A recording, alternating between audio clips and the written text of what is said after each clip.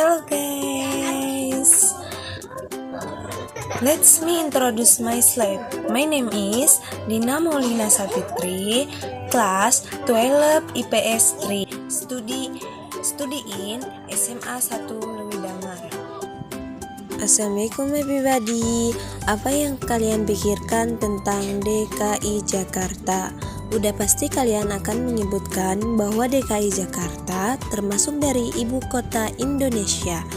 DKI Jakarta juga memiliki monumen nasional atau Monas yang bentuknya sangat indah, megah, dan terdapat emas di atas puncaknya. Nah, kalian tahu nggak kalau itu adalah termasuk dalam descriptive text? Yups, betul. Teks yang menggambarkan tentang suatu tempat, benda, orang, hewan, dan kondisi juga termasuk ke dalam deskripsi teks. Oke, materi deskriptif teks kali ini itu tuh gampang banget.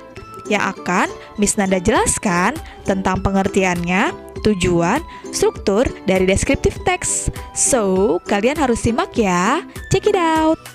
Descriptive text is a text that contain the description of an object, which is an animal, place, people, thing, and etc. Jadi, intinya deskripsi teks adalah yang berisi gambaran umum tentang objek. Nah, jadi seperti teks yang tadi saya sebutkan tentang DKI Jakarta itu adalah termasuk ke dalam deskripsi teks yang menjelaskan tentang tempat.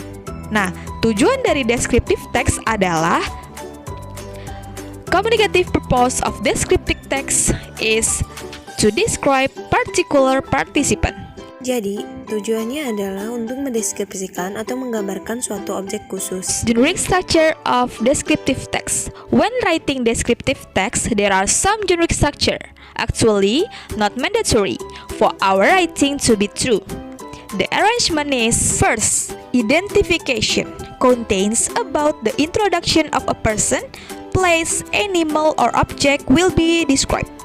The second is description, contains a description of something such as animal, things, place, or person by describing its features, forms, colors, or anything related to what the writer described.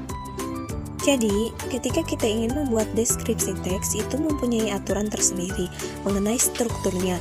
Ada dua struktur tentang deskripsi teks. Yang pertama itu adalah identification.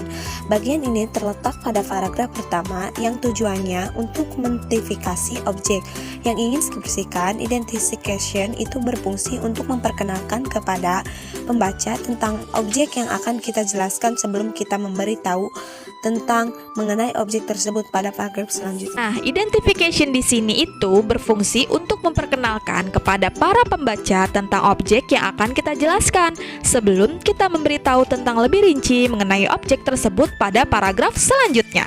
Nah, yang kedua adalah description. Bagian ini terletak pada paragraf kedua dan paragraf seterusnya.